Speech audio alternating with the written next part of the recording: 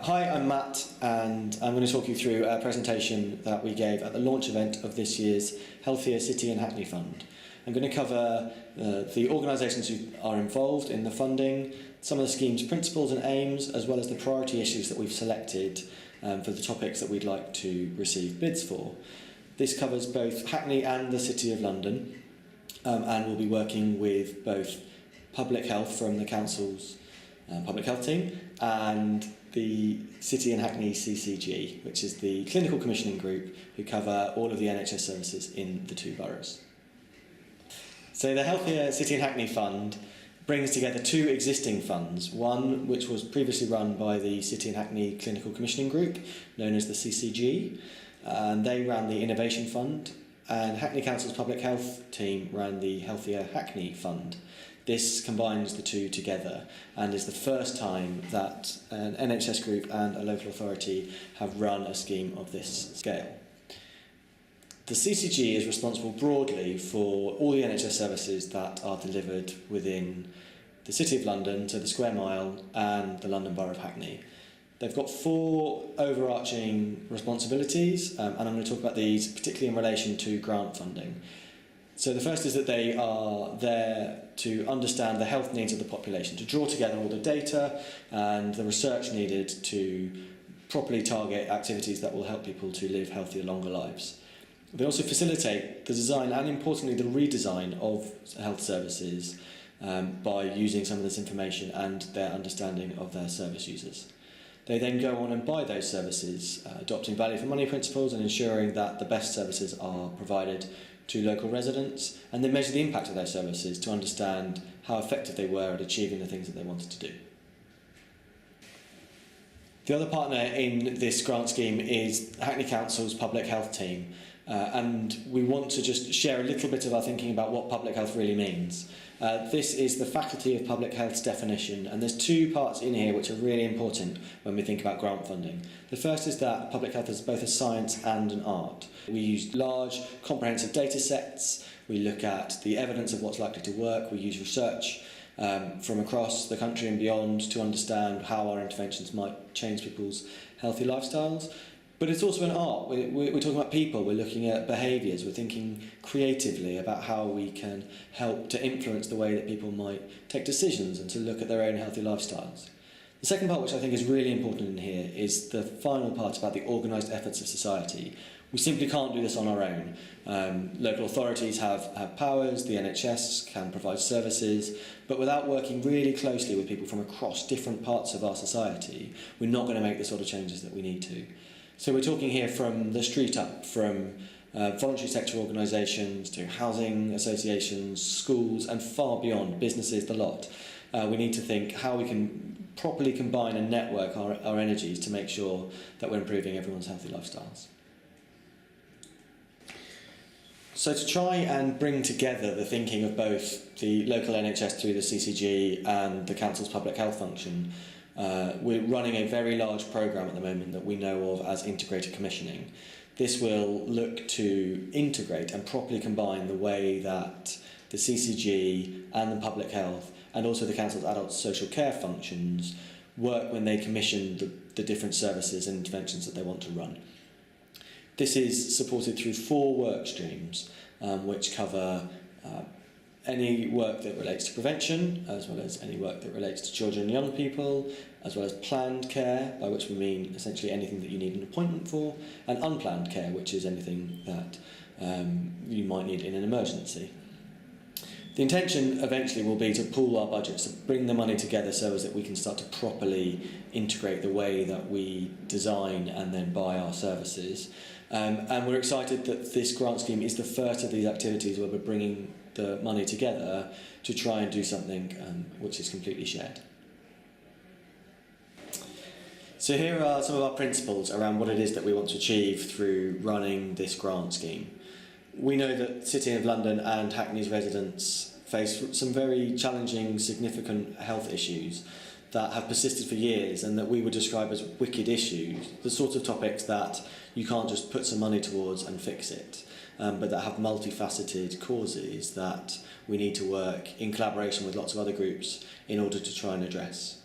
We're really interested in how we bring new minds to old problems, so working with people from across all sorts of different sectors who may not have thought about health issues in the same ways that we have, to try and help us both identify some of the problems but also then to look at what some of those solutions might look like.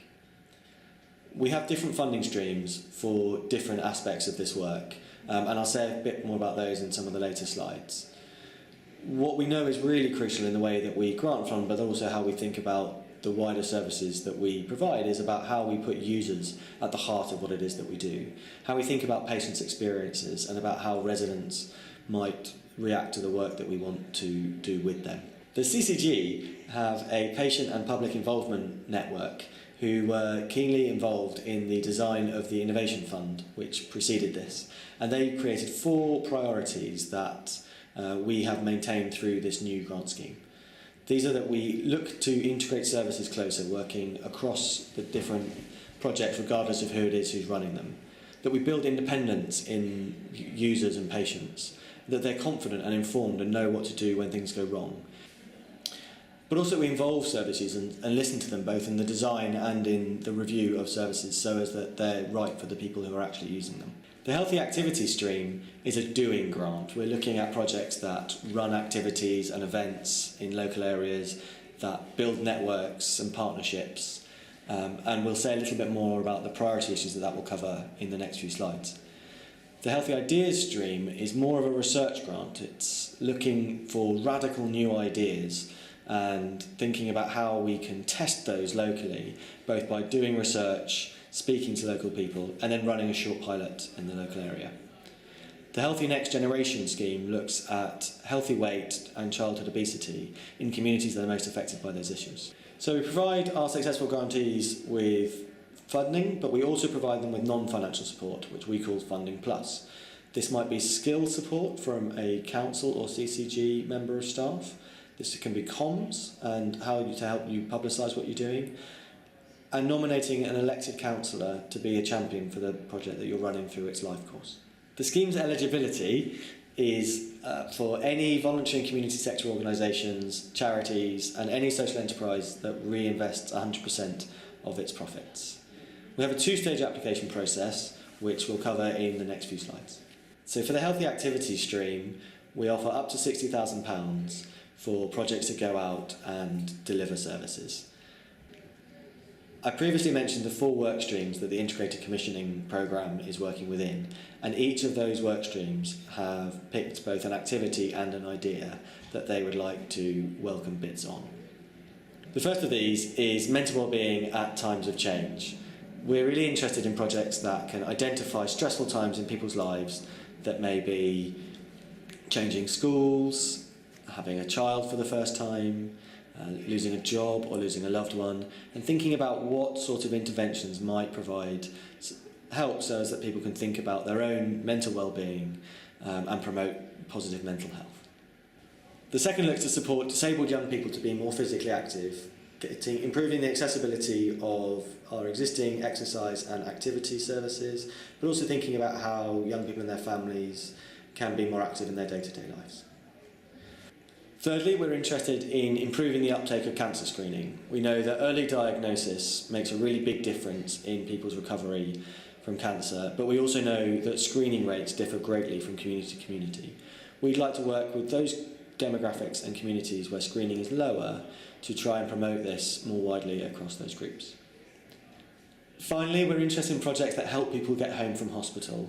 We know that discharging out of hospital can be really hard for a range of reasons, and we'd like to look at both the physical ways of how people might leave through transport, but we're also really interested in how people can be supported when they get home, both in adaptations around their home, but also in the social support that they might need to help them convalesce at the best rate.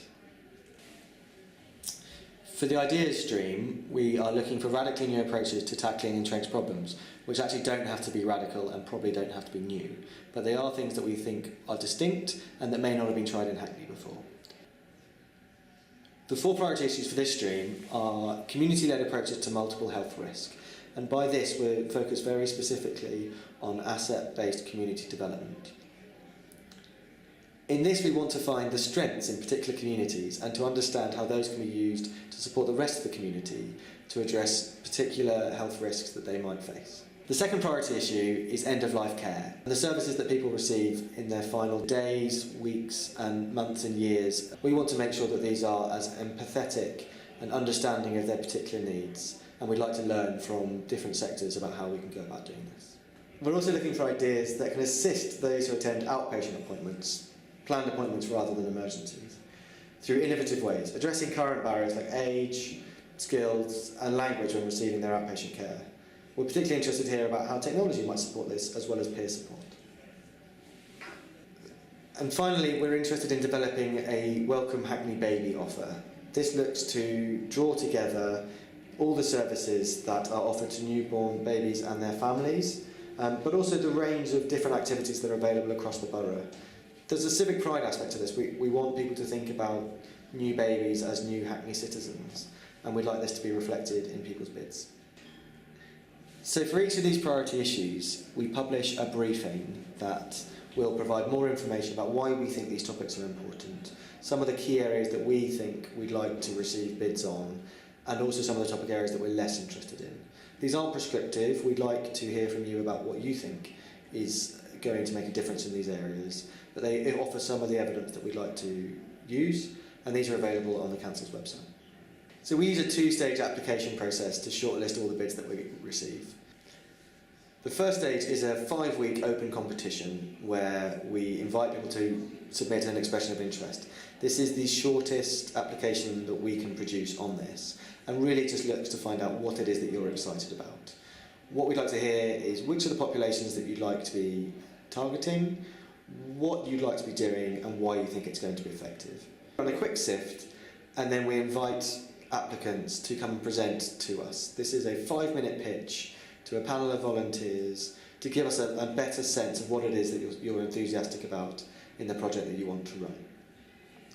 We shortlist from here, and the second stage is a full written application form which will need project costs, risks, what your delivery approach is, your outputs, how you plan to evaluate it, all the things that you would have seen in a traditional grant application process. We have quite a strict shortlisting process at this stage because we want to ensure that the projects who are taking the time to complete the written application have a really fair chance of going on and receiving the funding. Our assessors then read all the application forms.